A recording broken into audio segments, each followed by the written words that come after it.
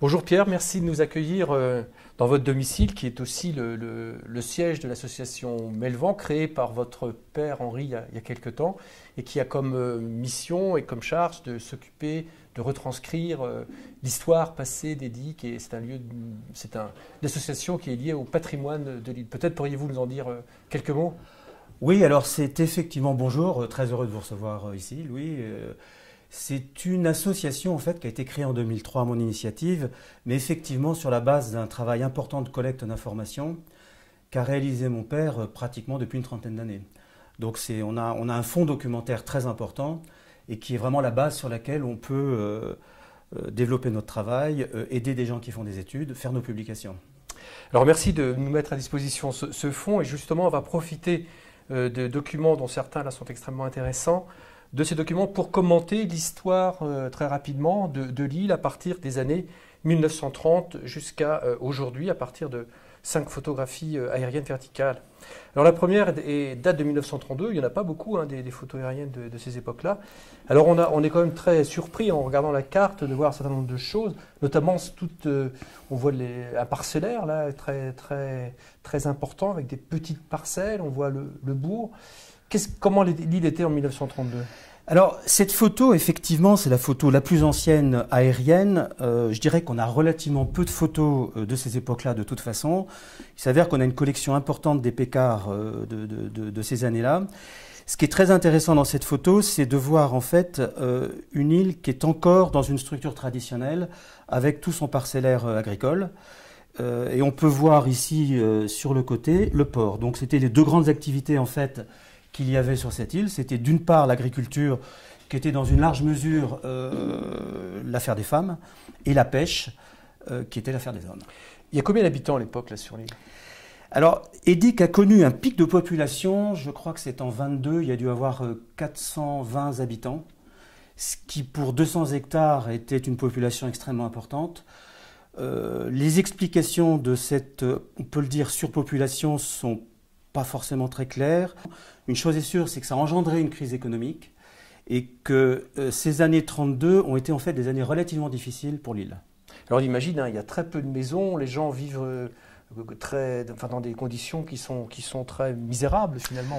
Alors sur cette photo, effectivement, on voit le village qui est ici. On a quand même des photos, on pourrait le voir sur certaines photos des Pécards par ailleurs, où il y a beaucoup de maisons qui sont en ruine. C'est des conditions de vie qui sont extrêmement pauvres, mais est-ce que c'était différent de villages du continent? Pas forcément.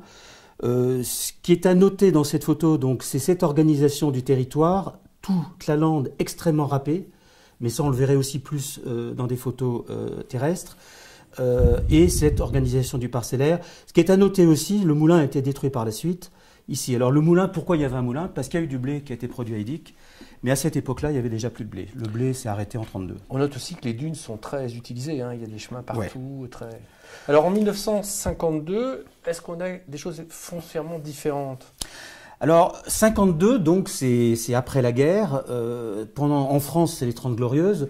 À Edic, c'est resté un petit peu dans un système de vie traditionnel, un petit peu hors finalement de l'évolution de l'économie continentale. Et si on regarde attentivement les deux photos, je vous ai souligné la présence du moulin sur celle de 32, il a disparu en 52.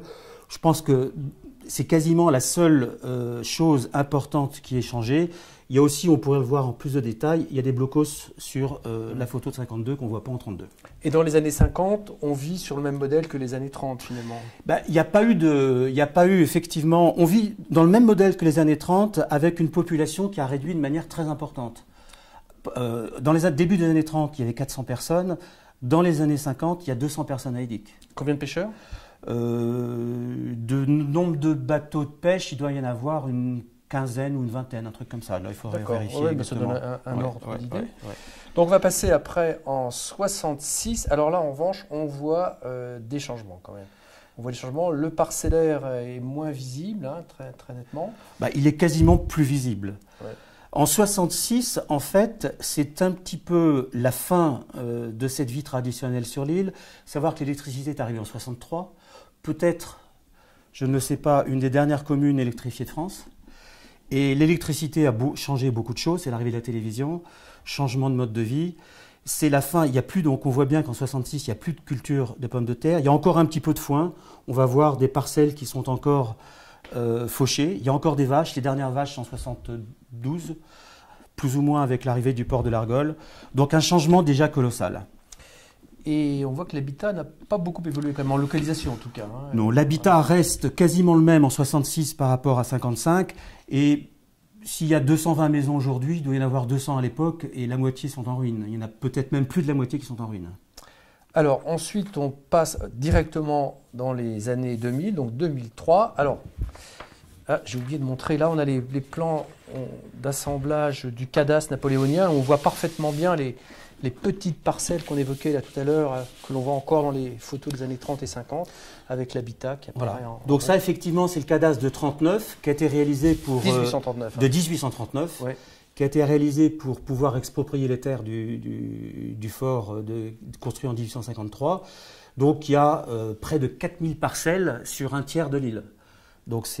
Et donc on voit toutes ces parcelles qui sont organisées en sillons, et le village, l'implantation du village sur ces photos. Alors, on arrive à 2003, là, une très belle photo ici là, de l'hygiène en couleur. Donc là, l'île, il y a beaucoup de changements là, sur cette photo. Alors, il y a beaucoup de changements. Il y a quelque chose, je dirais, dans une photo aérienne qui tout de suite frappe l'œil, c'est le lagunage. Le lagunage, ça veut dire qu'on est passé d'un système où autrefois, en fait, c'était très clairement des pots de chambre qui étaient vidés 150 mètres devant les maisons. Ça a ensuite été des fosses septiques. Et avec la densification du village, toutes les maisons ont été rachetées en fait par des résidences secondaires. Il y a quasiment plus de ruines en 2003. Il y a, je vous ai dit, à peu près 200-220 maisons. L'été, il y a un afflux très important de gens. Il faut faire un traitement sanitaire, si vous voulez, de tout ça. Donc c'est ce qu'on peut observer. Si on faisait un zoom sur le village, on verrait que il a été très largement reconstruit. Puis autrement, ce qui est quand même très frappant sur le paysage par ailleurs, c'est que toutes les zones, et on le voit ici en particulier l'ancien mur de parcellaire, à l'intérieur c'est des friches. Ici pareil. Alors il y a un certain nombre d'allées qui ont été ouvertes par les chasseurs à des fins de chasse et à des fins de pare-feu. Donc voilà ce qu'on peut observer. Alors là c'est encore relativement pâturé parce qu'il y a des chevaux. Qui sont des chevaux de loisirs. Hein, Dans les changements majeurs aussi, il faut quand même souligner la création du port. Bien sûr. Ce qui va ouvrir finalement l'île sur le continent. Hein. Alors effectivement, l'île était avec un seul port auparavant, qui était le port sud, et le bateau arrivait de Quiberon, donc par le nord, à une petite cale qui quasiment n'existe plus ici, qui est ici, la cale de Port-Neuf, et de temps en temps sur la cale de l'Argol, qui est la cale de la Marine, qui a été construite en 1936. Donc révolution littéralement en 1972, construction d'un port en eau profonde, on peut dire, et qui est en quelque sorte une autoroute sur le continent. Donc un flux, une facilité d'accès qui n'existait pas auparavant.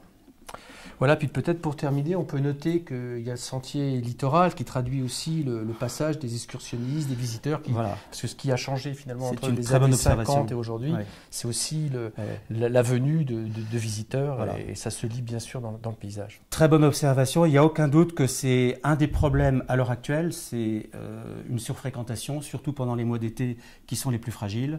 Beaucoup de bateaux, on en compte parfois une quinzaine par jour, qui amènent des gens à la journée. Et ces gens, qu'est-ce qu'ils font? Essentiellement le tour de l'île. Et le tour de l'île, je veux dire, le sentier littoral est extrêmement dégradé en certains endroits. Ouais, merci.